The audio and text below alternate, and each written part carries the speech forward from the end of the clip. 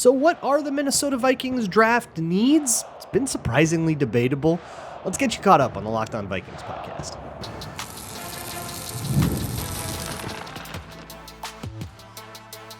You are Locked On Vikings, your daily Minnesota Vikings podcast, part of the Locked On Podcast Network, your team every day. Hey, everybody. Welcome to the Locked On Vikings podcast, where we're always trying to learn something new. It's part of the Locked On Podcast Network, your team every day.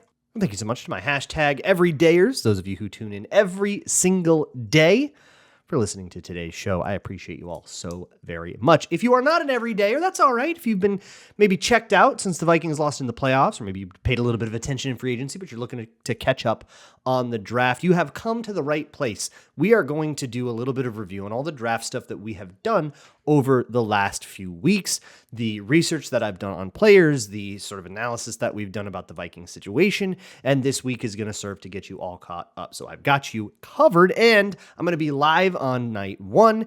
I think we're going to simulcast both here on the Locked On Vikings YouTube channel and the Locked On Minnesota Sports YouTube channel, and then if you want audio feeds of all that, you can catch them later on those respective audio feeds with analysis right off the bat. So we will have live reactions and everything to the first round, as well as I will be live again on both channels for all of day 3 as a marathon that I have to accomplish as a punishment. So come make fun of me for that as well on Saturday. Today's episode is brought to you by the all-new 2025 Nissan Armada. Stay tuned for the Armada Player of the Week later in the show. So the first question everybody's going to have is, what are the Vikings draft needs? And if you were to ask a bunch of Vikings fans what their biggest draft need is, you will get a bunch of answers. There is not like a super clear one. I've got my opinion on this, but even Tyler Forness, who's been on every Friday for the last few weeks doing 4-0 Fridays, vehemently disagrees with me. For me, it's cornerback, but there are a couple of positions like it, cornerback, safety, and guard, where the Vikings do have a player for the position, and you're just kind of not going to be satisfied with it. And that's the worst it gets. Everybody else, you have at least short-term answers at that position that are very clearly meant to be the guy. And whether you feel about how they're going to do well or not, they're not, oh my God, we have nobody, we have to replace it with a draft pick. So there's no immediate need for any rookie to start. If the Vikings had to play a game tomorrow, they would at least have somebody that has played the position before in that spot. And it's a nice spot to be when you go into the draft. But corner, safety, and guard are the ones where there are players that you might not be all that trusting of. At guard, that player is Blake Brandel. Blake Brandel figures to start another season. He's going to have a little bit of competition from guys like Michael Juergens or Walter Rouse, who will move positions to compete with him at guard. But there's no reason to think those guys will be saviors either. So adding a guard to the room, pretty popular idea.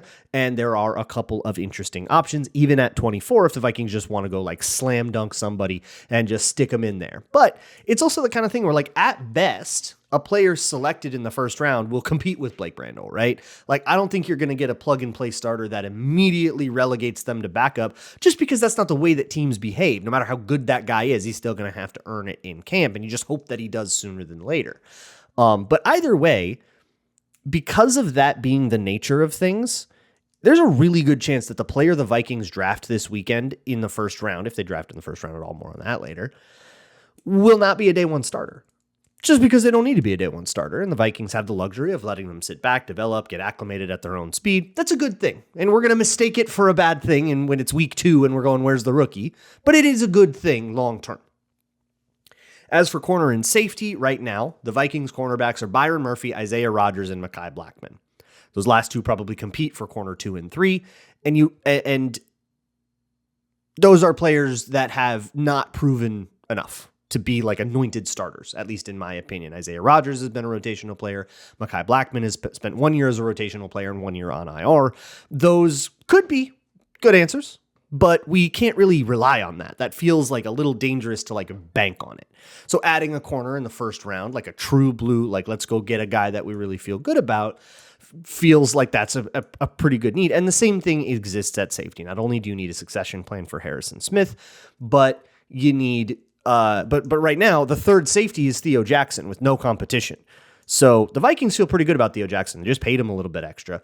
But do we feel good about that guy walking in with a starting job and never and not having to beat anybody for it? Well, then maybe you want to draft a safety. Those are the three positions.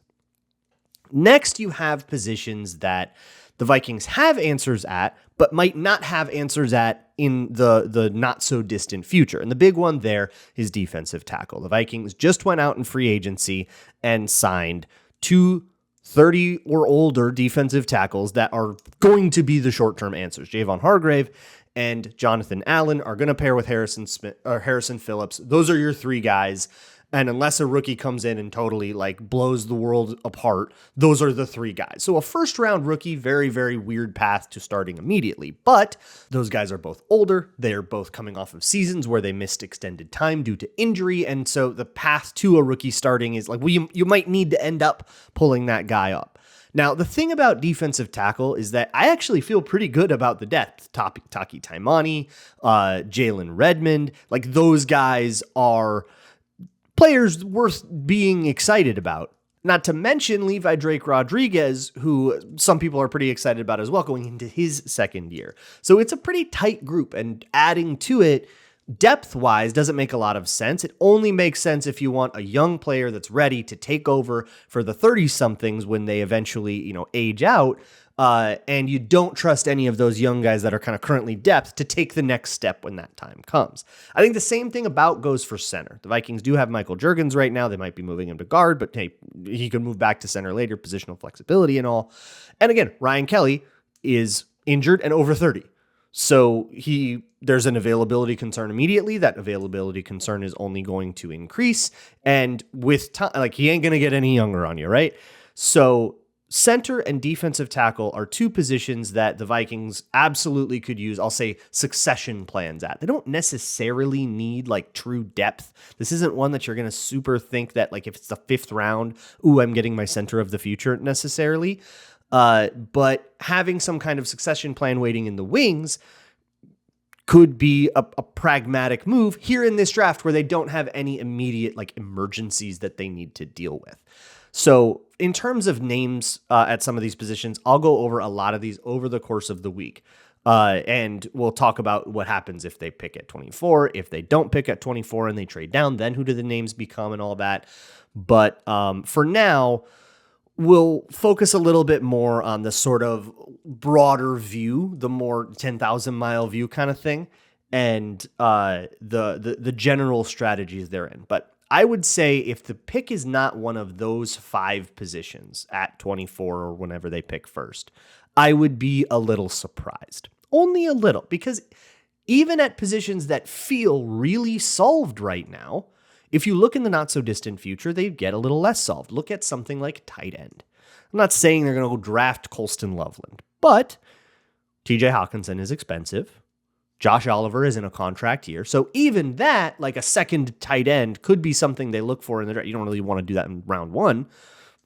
But in round 3, round 5, that starts to get a little bit more palatable as a succession plan for tight end too. Wide receiver is another one. They've got Jefferson, they've got Addison, and they feel good about Naylor. Kevin O'Connell has already talked about Jalen Naylor as, he's the guy that's going to have to step up for 3 games if we lose Addison to a suspension for his DUI from last year. Okay. They feel pretty confident about that. They've been pretty forthright about that. But hey, maybe a succession plan for Jordan Addison, whose rookie contract only has 2 years left on it, and then you got to start talking 5th-year option. Things get expensive. What if you don't want that and you want to grab another wide receiver? It could be interesting. Quarterback is probably the only position where I could see them completely avoiding things, at least in the early parts. But even there, in the later parts of the draft, they still need a backup quarterback. They've got Brett Rippon. Brett Rippon's their backup quarterback right now, and they probably want someone at least to compete with that. And at the very least, they need bodies, because those Brett Rippon and JJ McCarthy are the only 2 guys under contract at all. So you at least need another body or 2 just to get to camp. So even that makes a little bit of sense in day 3. And I would say the one position that seems truly solved kind of from here on out is tackle. Brian O'Neill is entering a contract year. His contract is about to void, but an extension for him feels really likely, and Darrisaw's locked up forever. But there are a ton of tackles in this class that figure to move to guard. So they could draft somebody. Kelvin Banks is one of those names. Gray Zabel is one of those names that are playing at tackle and might even be listed at tackle in some of your draft guides or some of your cheat sheets, but that really they're taking a guard, and it's just that he played tackle in college. There's only a couple positions I haven't mentioned. Those are edge rusher and linebacker, where the Vikings have young players kind of in place, or at least long-term players in place at those positions. And if you are taking one of those, you're hypothesizing that you're upgrading on those young options. So for linebacker, you're saying, hey, I'm going to take, this is another big Tyler Forness thing, I'm going to take Jihad Campbell, and he's going to replace an upgrade upon Ivan Pace. It's not that it's a need, but it's a, hey, this is better than the player we have now. And then you'd be thinking the same thing about edge rusher. Some crazy edge rusher falls. Abdul Carter has a gas mask incident and falls to you. That kind of scenario. And you go, okay, whatever. We got this Dallas Turner thing, but we're going to go get this. We know this guy is better, so we're going to do it. But it sort of requires you to give up on a player that the Vikings right now have shown no inclination of giving up on, in Ivan Pace or Dallas Turner. But hey, Andrew Van Ginkel's in a contract year, so if you don't feel Dallas Turner can take the next step, edge becomes a need. And it's the same thing with Ivan Pace, who also is in a contract year, but he is up for an undrafted free agent tender, so he'll be a really easy re-sign. This is a basic overview of the needs, but what about the draft landscape? Where are the good players, the talent cliffs, and so on? That'll be next on Locked On Vikings. Today's episode of Locked On Vikings is brought to you by Amazon Fire TV. Hey, did you know that your Amazon Fire TV is also an Xbox? You can turn your TV into a gaming and entertainment hub with Fire TV Stick 4K devices. You don't need a console at all. You just need a controller to pair and an account with Xbox Game Pass Ultimate. You sign in or sign up there, and you are ready to play on EA Play if you have that. From EA Sports College Football to Call of Duty or whatever kind of game you're into, you've got it made. With 4K streaming, you can watch more than 1.5 million movies and TV episodes from your favorite subscription services like Netflix, Prime Video, Disney Plus, Max, and more. You can play high-quality Xbox games at a fraction of the cost of the full console. And if you already have a console, a Fire TV Stick 4K device is more affordable and easier to travel around with. So you can take it to your friend's place, or you can take it if you're going up to somewhere, to spend a bunch of time cooped up in a cabin together and it rains all the time, you got something to do. So head to amazon.com/Fire TV Locked On to get started. Xbox Game Pass Ultimate subscription and compatible controller required. Available on select devices, including Fire TV Stick 4K, 2nd Gen, Fire TV Stick 4K Max, 1st and 2nd Gen, and Fire TV Cube, 3rd Gen. Move right along here with the Locked On Vikings podcast. If you would like some more in-depth breakdowns of any specific players, there's a chance that I've covered them on my Patreon page, patreon.com/LukeBrunnNFL, where I've gone through some of the main names like Malachi Starks, Nick Emenwari, and Derek Harmon are three of the really big ones that are often mocked to the Vikings. I got a video on all three of them, so you can go check that out and join me for less than $4 a month. Moving on, though, with our more 10,000-mile view here, the general draft landscape. So this particular draft is uniquely ho-hum. That's maybe not the most precise word that I could come up with, but here's the landscape of it. There are a few players at the tippy top that are going to go 1, 2, 3, 4. Your couple of quarterbacks in Cam Ward. Shadur Sanders might go 3rd overall, might fall somewhere else in the top 10. Could have a huge fall that goes pretty crazy, but he'll go somewhere above the Vikings most likely. And then you've got a couple of guys like Travis Hunter and Abdul Carter who are going to go to the blue chip, top 5 teams, and those are supposed to be the next big superstars. But that pool dries up pretty quick. And it's not going to be like we had, for example, last year, where you had players that most agreed were like the defenders of the class in guys like Latu and, yes, Dallas Turner available in the teens just because there was so much other talent on the other side of the ball. We're not really dealing with that. Once you get to the 6th, 7th, 8th pick of the draft, assuming there's no weird Shadur Sanders fall that we're talking about, things even out a ton. You've got your top level guys and then a flat line from like picks 15, and I'm not kidding here, all the way to 40, and tons of different movement among them. Some people have, say, a guy like Walter Nolan, from a defensive tackle from Ole Miss, who's very pass rush focused, not so run game focused. Some people have him as a top 5 player because they think he's the next Aaron Donald. And some people say, well, if you struggle against a double team, you're actually not going to be a first rounder for me. And there are a ton of players like that you just don't really agree on. There are a couple of others like Mason Graham from Michigan, another defensive tackle that people sort of see. He's 4th on the consensus board. People see him a little more blue chip. Will Campbell, a tackle from LSU, who's got a lot of like size and like measurables concerns, but has a very good tape. Or Tyler Warren, a tight end from Penn State, a very good player. Where do you take a tight end? Where does that go? You get back into like Kyle Pitts-esque conversations. And so where do you end up with these people is going to be a huge question.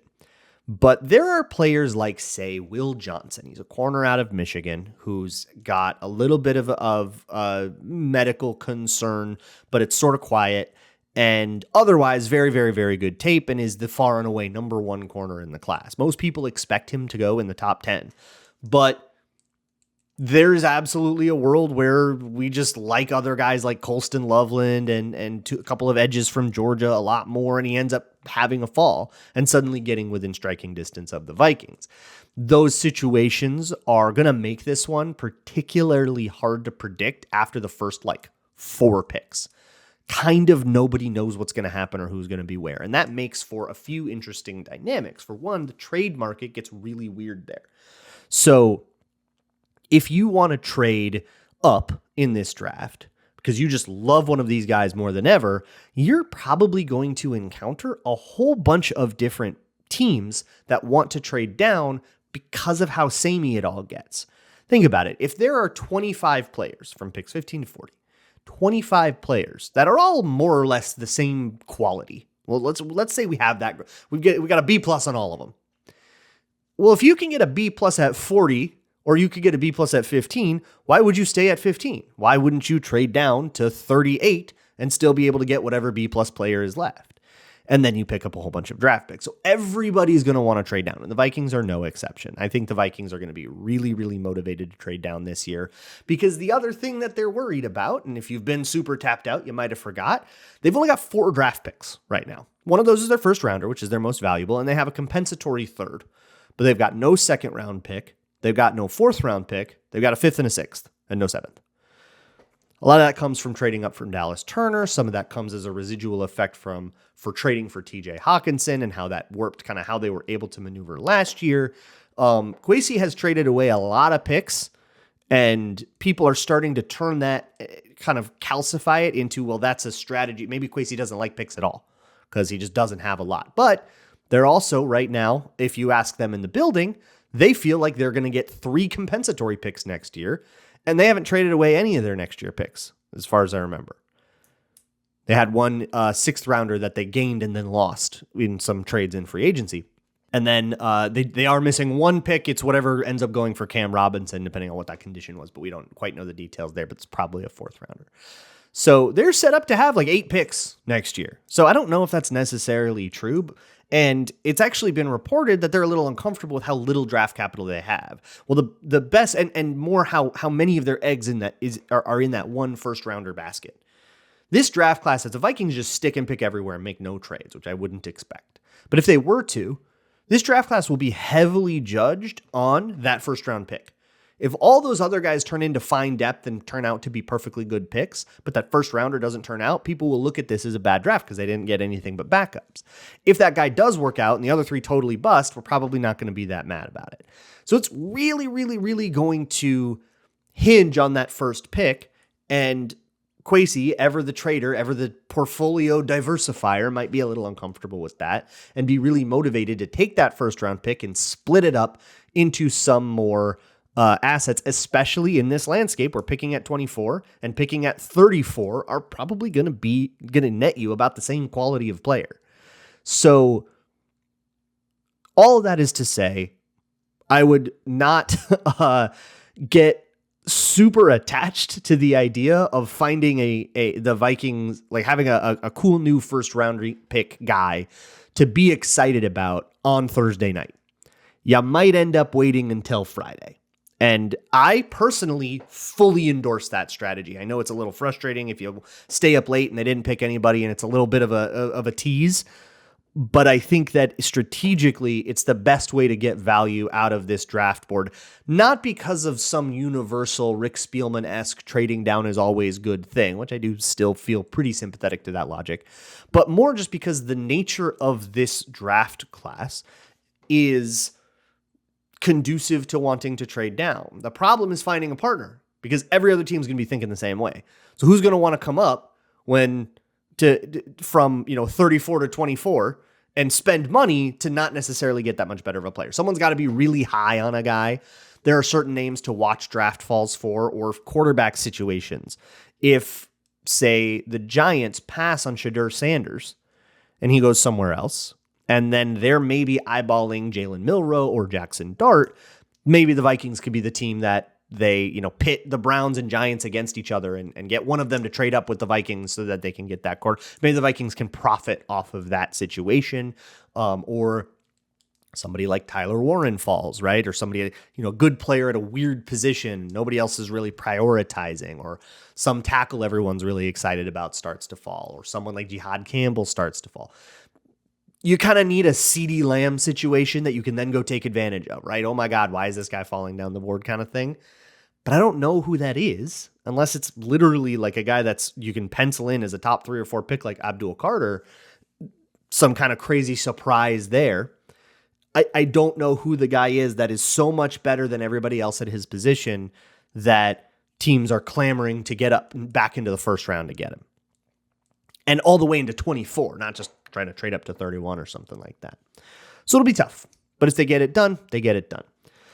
There's also the actual draft classes themselves. What are the good positions? What's deep? What's thin? That will be next on Locked On Vikings. Today's Locked On Vikings episode is brought to you by the 2025 Nissan Armada. Each week, we're taking a look at draft prospects to pick one guy that has stood apart, someone we believe has showcased the strength and power needed to push the Vikings forward as we look ahead to the next season. For me, the final Armada clear-cut player of the week before the draft starts in earnest is Kenneth Grant. Kenneth Grant is like my dude in this draft. He is 330. He probably played at 340, 350, but he moves like he's an even 300. He's quick, good with his hands, has a pass rush plan, but he's also just a brick house that's impossible to move. He takes on that heavy-duty, rugged, get-the-job-done spirit of the 2025 Nissan Armada. And he's ready to conquer the road ahead, just like you can in the all-new Nissan Armada or any of their outstanding vehicles. Take the Nissan Armada, Rogue, or Pathfinder and go find your next big adventure. Shop nissanusa.com. Moving right along here on the Locked On Vikings podcast. Next up, let's talk a little bit about some of these classes. So whenever you talk about the draft class as a whole, even if your team isn't in the quarterback market, which the Vikings aren't, except for maybe a backup at the end of it, you still want to talk about it because it's going to affect how trades work. It's going to really be the top priority. Everybody who wants a quarterback is going to figure out how they get a quarterback, and everyone else is going to maneuver around that. So this year, you can pretty much write in ink that Cam Ward is going to the Tennessee Titans. That cat has been let out of the bag. Cam Ward's already talking about how he feels about Tony Pollard on live streams and stuff like that. That is done. It's been pretty heavily reported that the Browns at number 2 are going with Travis Hunter, the only two-way player to come out since Dion, and wide receiver cornerback duo guy from Colorado. I don't know if he's going to play just wide receiver or just cornerback or whatever. I have blissfully stayed out of that discourse. Everybody else can have that. And then at number 3, the next quarterback that we're watching is Shedeur Sanders. The Giants could take him. They've got Russell Wilson and Jameis Winston on their team. Neither of those guys really figure to be like the future of the Giants. So very much still in the quarterback market, even though they did some free agency stuff. So that becomes the first sort of crossroads of the draft. If Shedeur doesn't go to the Giants, he starts falling, and that is going to completely decide all of the trade-up options for everybody until he is off the board.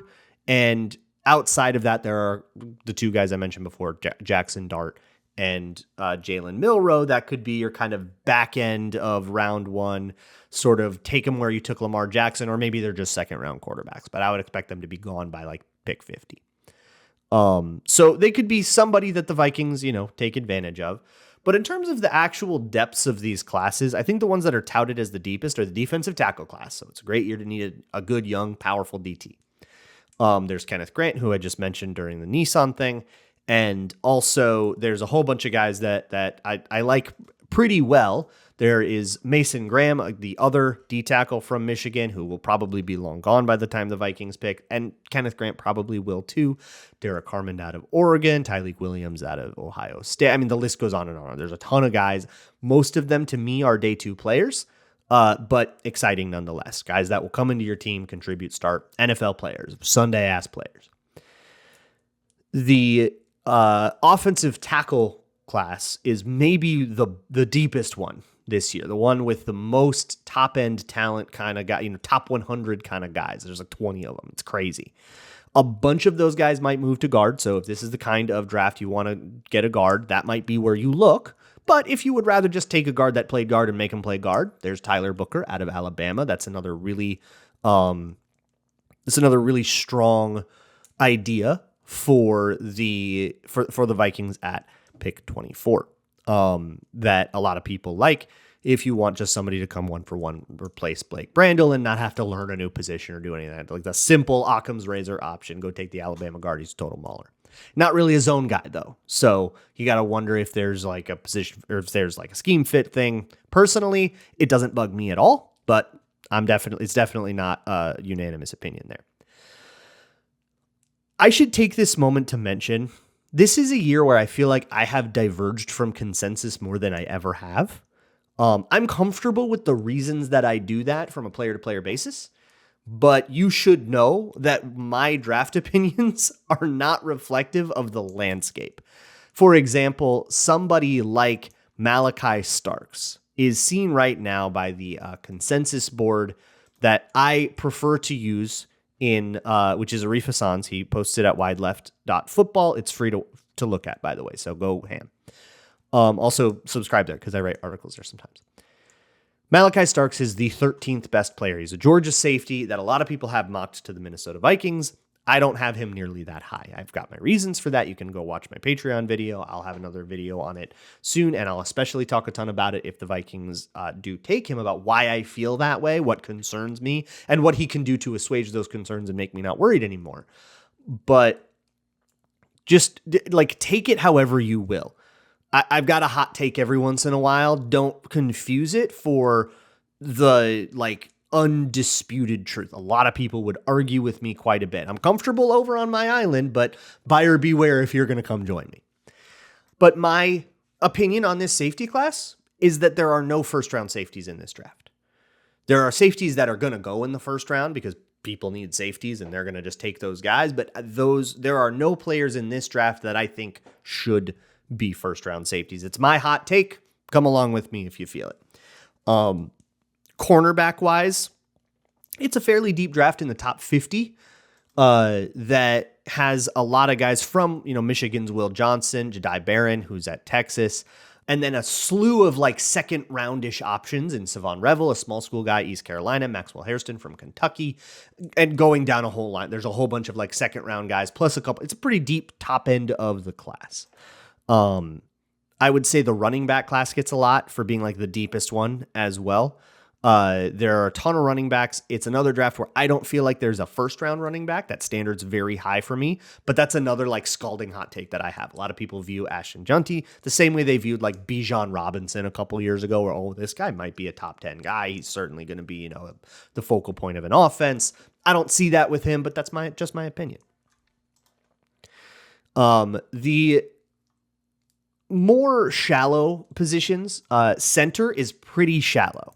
To the point where guys that maybe would be day 2-3 players might ascend a little bit, and that is sort of happening with Gray Zabel, who is a tackle, who is going to move into guard or center, who is getting kind of propped up as a first-round pick, even though I don't think he's shown that much polish. He's pretty raw, but very athletic. And also tight end. You've kind of got Colston Loveland and Jalen Warren, but after that, the ideas of, highly touted tight ends start to dry up a little bit. So that's kind of the basic landscape. But one last thing I want to mention is a question of, so should they draft for need or should they draft the best player available? And the answer to that is going to change draft to draft depending on who the best player available figures to be. If the best player available is Sheldon Richardson, you take him, right? I think the best example of this is picking Adrian Peterson, right? The Vikings had no need at running back, but Adrian Peterson was on the board. Oh my God, go take him. He's Adrian frickin' Peterson. This dude is a phenom. Just do it. And forget who else is on your roster. And I think that needs to be the logic for like truly going best player available, like truly. I actually really like the way Kevin O'Connell puts his answer to this question, which is you got to have a path to playtime. That is pretty easy to find no matter what position you play. Even if you're at some of the more full up positions. If you draft an offensive tackle, well, that path to playtime is Brian O'Neill's contract voids out and he takes over next year. That's not that crazy to imagine. It just doesn't feel like a need very much right now, nearly as much as corner or safety or defensive tackle or guard or any of those. My thing with this year is there will be no far and away BPA. You will not get to a point in the draft where there's one player just screaming at you. And that's where the Vikings were last year. They were pretty forthright about it. And you could kind of tell if you watch the War Room videos that Dallas Turner was real lonely at the top of their board. And they came up for Dallas Turner kind of at a premium because they had that guy really high. They thought they were getting like the 9th best player in the draft at pick 17. Oh my God, yeah, go throw in the extra 4th. Let's do it. I don't think in this draft, I don't think there's a guy like that. Unless, again, you get like an Abdul Carter gas mask situation. That guy doesn't exist in this draft. Everyone's got their blemishes and flaws. And so I don't really see the Vikings eschewing need entirely. Because no matter what your need is, if you need a corner, there's going to be one on the board. If you need a D tackle, there's going to be one on the board. And he's not going to be the greatest dude in the whole draft class, but he'll get the job done for you. And it's going to be ho-hum. We'll talk a lot more about all this stuff tomorrow. Get your Town Hall Tuesday stuff in. Last chance before the draft to ask me questions or send me draft hot takes. The link for a Google form to get involved in that is going to be in the description or show notes to any podcast episode. So go check that out. I will see you all tomorrow for that. And Thursday for the draft. And also Saturday for lots of draft. And as always,